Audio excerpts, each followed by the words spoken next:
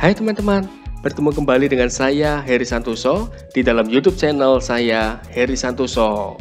Di dalam channel ini saya akan berbagi dan membongkar berbagai hal mengenai soft skill yang diperlukan di dalam kehidupan dan pekerjaan teman-teman.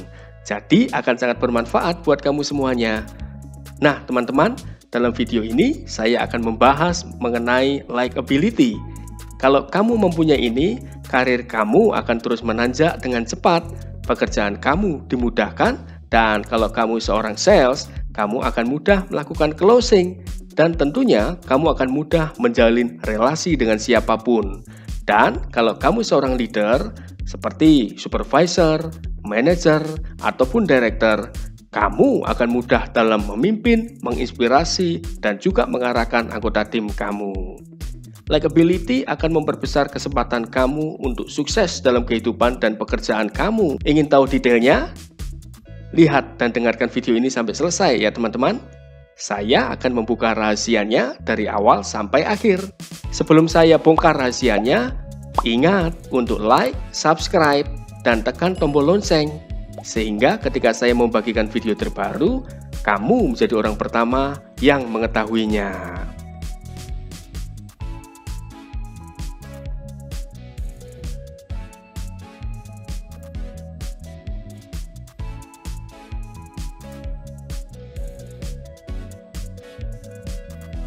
Nah, teman-teman, tahukah kamu kalau manusia itu sangat subjektif dalam menerima ide-ide dari orang lain? Manusia sering melihat siapa yang menyampaikan ide itu.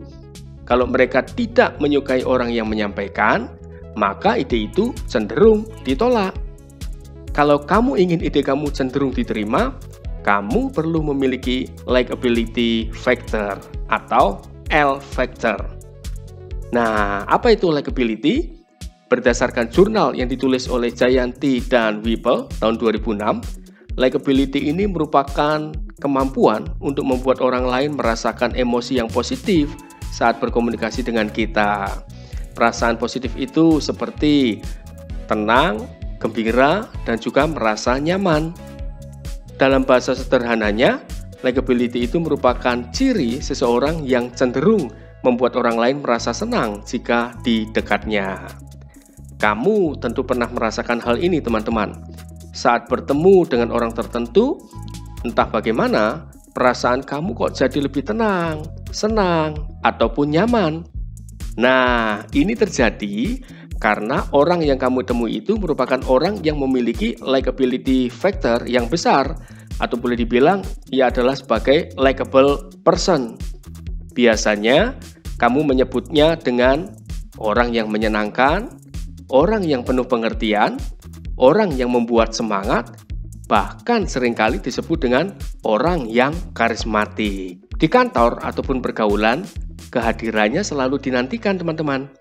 Ketika orang ini datang, semua yang ada di situ pun mulai merasa bergairah. Biasanya, hal apapun yang disampaikan orang ini akan cenderung diterima dan minim penolakan. Di dunia sales, misalnya sales mobil, ia akan punya banyak customer. Karena customer lamanya akan merasa puas dengan pelayanannya. Sehingga ketika akan beli mobil lagi, maka akan mencari sales ini. Customer pun akan merekomendasikannya kepada teman-temannya.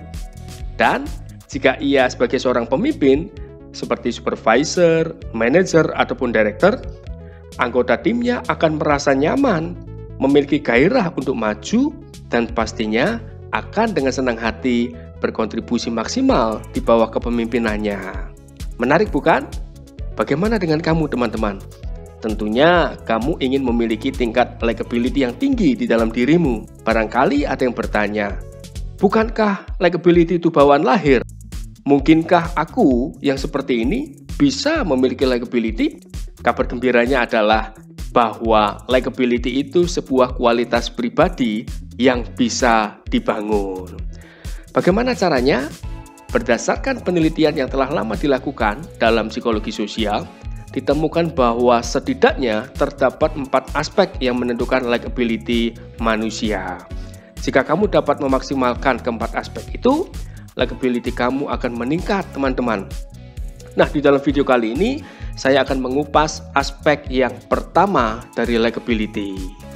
Aspek itu adalah nomor 1, similarity atau kesamaan.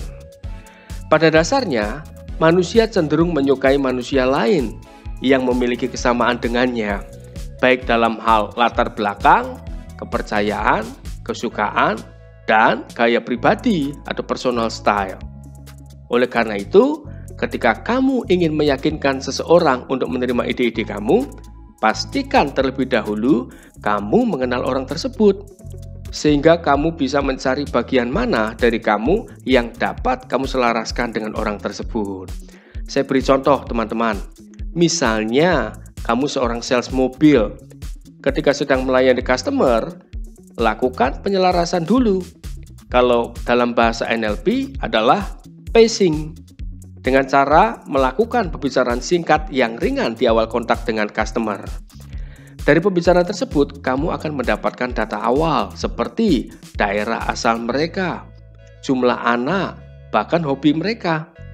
Misalnya, kamu menemukan bahwa antara kamu dan customer sama-sama berasal dari Semarang. Nah, kamu bisa menggunakan kesamaan daerah asal itu untuk menciptakan bonding atau ikatan yang lebih akrab, sehingga customer merasa memiliki kesamaan dengan kamu. Percaya deh, jika sudah begini, akan lebih gampang untuk closing customer. Ia akan lebih percaya pada penjelasan dan penawaran mobil dari kamu, karena terbersit di pemikirannya bahwa toh sama-sama orang dari Semarang, pasti gak akan membohongi. Nah, saya kasih contoh lagi, teman-teman. Misalnya, setelah kamu gali, ternyata daerah asal kalian itu berbeda, tapi sama-sama memiliki 3 anak dengan usia yang hampir sama. Kamu bisa menceritakan bagaimana tantangan dan kesenangan mengasuh 3 anak dengannya. Maka ia akan dengan segera menyambarnya dengan menceritakan pengalamannya juga. Ia akan merasa nyaman karena memiliki pengalaman yang hampir sama saat membesarkan 3 anak dengan kamu. Nah, hal ini juga berlaku ketika kamu ingin menciptakan bonding dengan sekelompok orang dan membuat mereka mau mendengarkan kamu saat kamu sedang berbicara.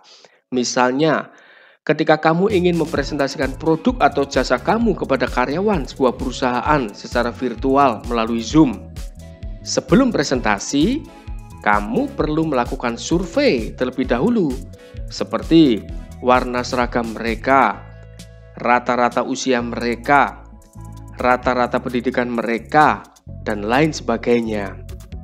Saya ambil contoh, kamu mengetahui bahwa seragam mereka biru, maka pada saat presentasi sangat bagus juga jika kamu menggunakan pakaian bernuansa biru seperti mereka. Ketika awal perkenalan saat presentasi, kamu bisa menyapa mereka dengan ramah dan bisa juga mengangkat kesamaan warna biru yang kalian pakai. Kamu bisa menyampaikan, "Wah, bukan kebetulan teman-teman, kita sama-sama memakai warna biru. Karena saya sendiri ini juga penyuka warna biru. Warna biru itu melambangkan integritas dan juga ketenangan." Dengan demikian, kamu sedang menanamkan kepada mereka bahwa kalian itu memiliki kesamaan. Contoh lainnya, ketika peserta presentasi kamu adalah para sales dan kebetulan kamu memiliki latar belakang sales, nah, kamu pun bisa mengangkat latar belakang kamu sebagai seorang sales untuk menciptakan similarity atau kesamaan dengan mereka. Mudah bukan?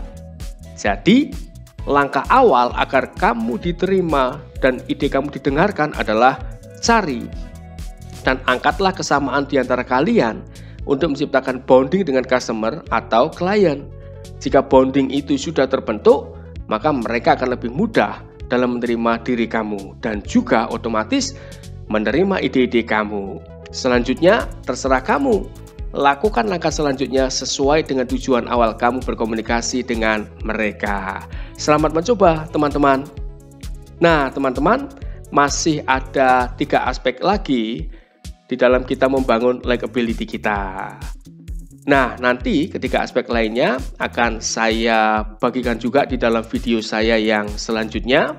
Karena itu, bagi teman-teman yang ingin mengikuti video-video saya selanjutnya, silahkan teman-teman like, subscribe, dan nyalakan lonceng notifikasi, dan juga share ke teman-teman yang lainnya ya teman-teman.